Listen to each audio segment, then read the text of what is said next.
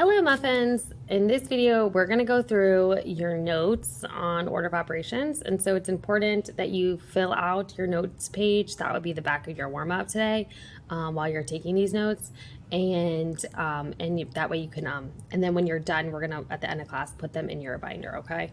And we'll look over that when we get back. Okay, all right, so today's lesson is the first lesson of unit 2, and it is all about order of operations. So with order of operations, we follow a certain order. We start with grouping symbols, and some of you might have heard this as like PEMDAS or like BEMDAS, or I always call it GEMS. That's the abbreviation that I use, GEMS. But this is to enforce the order. We want to start with the grouping first, then the exponents, then multiplying, then subtracting. So we're going to go through this. So you make sure you fill in on your paper, your notes for this.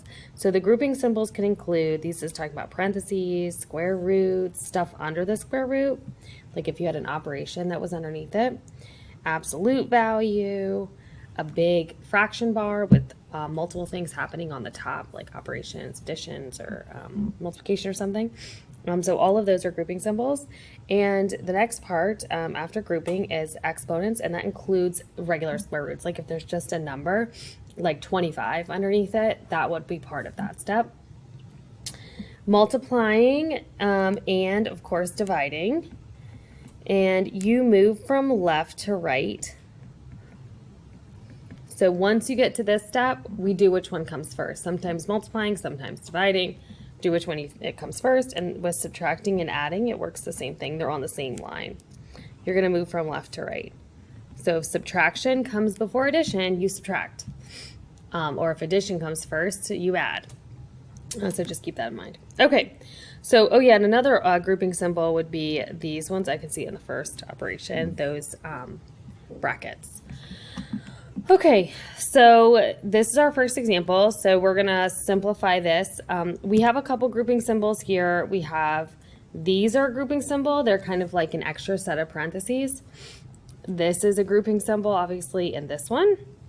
And so we're gonna go ahead and I'm gonna underline what operation I'm gonna do first. So I'm gonna do the stuff inside this, inside the grouping. So we wanna get as far in as we can. And we're just gonna copy everything else down. And so 22 minus 17 is 5. Once you get one number in the parentheses and there's no number on the outside, you can drop it. Like on the second one, you can't because there's a 5 there on the outside. And that's going to turn into 3. And then from there, even though we're in a grouping, we still follow the order. So we look, is there any more grouping? No. There's nothing. There is another set of parentheses inside of this set here. There's a parentheses here, but there's no operation happening in it. So then we move to the next thing. Are there any exponents in this grouping symbol? And the answer is no. So then we move to multiplying or dividing, and we do have that. So we're gonna multiply that together. Remember, when numbers sit next to parentheses, that's multiplication. So that'd be 15. And then we copy everything else down. And now we only have one operation left, adding in the parentheses. So we're going to add. And that 9 sitting next to the 20 is multiplication. So we're going to multiply them together and we're going to get 180. And so that would be your final. You're going to keep simplify these until you get one number for your answer. Now you can check it in your Desmos scientific calculator by just typing in the whole thing. I don't think Desmos likes brackets. Like referring to these ones here. I don't think it likes those ones. So we're just going to type in parentheses and then another parentheses for the 22 minus 17. And then we'll close that up, plus 5. We're going to hope that this answer is right. 1 plus 2 parentheses, and there it is. It's 180. And so you can double check all of your work in Desmos, but you need to show the work by hand as well. Okay, so for this one, we have a grouping. We're going to do this operation first because it's under the radical. So 8 plus 73 is 81. And then I can actually do all of these. So like it says up here, when we get to the exponents part, that includes square roots that just have one number underneath it. So we're going to do the square root, the squaring, and the square root all in one step. So we're going to bring the 10 and the minus sign down, and that's going to be 9 plus 7 squared, which is 49, minus the square root of 49, which is 7. And then from there, all we have left is addition and subtraction, and we're going to move from left to right. So we're going to do this one first, so that would be 1, oops, well, that's okay, 1 plus 49 minus 7, and then we're going to add those together. That's 50 minus 7, and that's 43 for that one. Okay, and we'll do these last two ones. So there is a grouping above a grouping. Hopefully in the warm-up you understand that absolute value just means distance from 0, so it's always positive. So that you'll see absolute values right here. And that means we got to simplify the inside of the absolute value, and then we take the absolute value of it. So I'm going to go ahead and simplify that. So that would be negative 24 over 8 plus, and since the square root of 121 is a separate term, we can actually go ahead and square root it as 11. Then we're going to find the absolute value of 24, which would negative 24, which is just positive 24. And even though this is a fraction, it's really just division. So we'll divide it. That's 3. And then the last thing we'll do is we're going to add those together to get 14.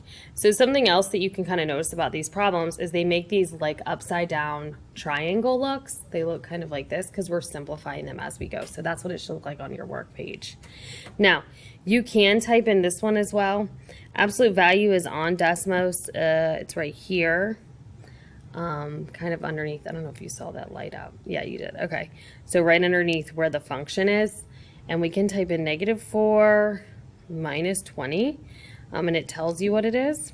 And then on your, it's kind of a pain to do it on here, but you should be able to select all on there and then divide it by 8. So if you highlight this and divide by 8, then arrow out and then plus the square root of 21, or 121, it should work.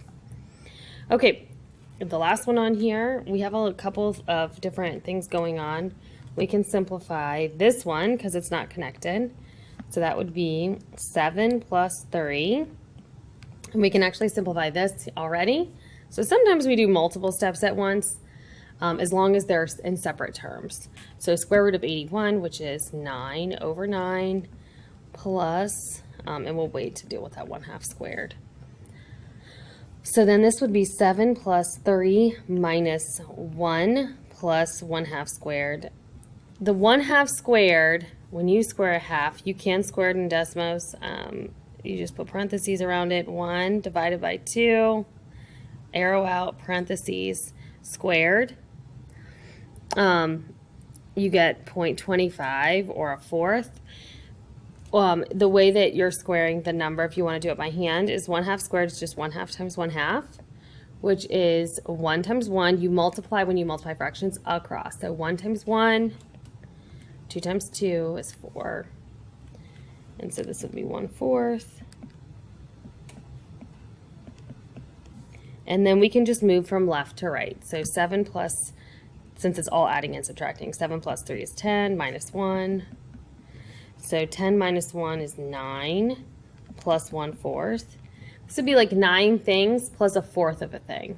So it's nice to add whole numbers to fractions, because you just add them together. It would be 9 and 1/4. Okay, that's it. So after this, you're going to go to your group board, your boards today, and you're going to work through a couple of questions. And then after that, you're going to do your CYU, and then you have time to start your homework. No exit tickets while I'm gone this week. So you're going to do board work. Make sure you rotate your marker. Make sure that if you're writing, you're not the one that is solving the problem. That's also important. Okay, have a great day. Maybe. There we go.